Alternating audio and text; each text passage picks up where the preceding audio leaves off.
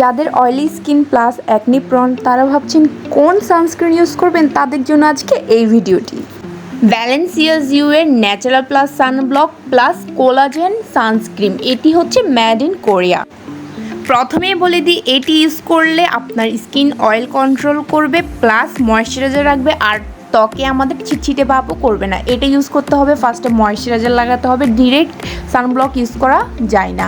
ফার্স্টে ময়েশ্চারাইজার নিয়ে এরপর আপনার 2 ফিঙ্গারের সাহায্যে সানস্ক্রিনটা নেবেন, এরপর আপনার স্কিনে অ্যাপ্লাই করবেন।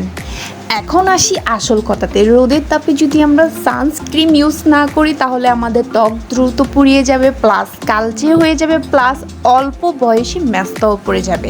তাই আমাদের সবসময় সানস্ক্রিন ইউজ করতে হবে। কোলাজেন সানস্ক্রিন এই ক্ষেত্রে খুবই চমৎকার, কারণ এটি আমাদের স্কিনের মান্যতা বজায় রাখে। এটি অন্যান্য সানস্ক্রিনের মতন ছিটছিটে হয়ে থাকে না এবং এটি ম্যাট ফিনিশিং লুকও দেয়।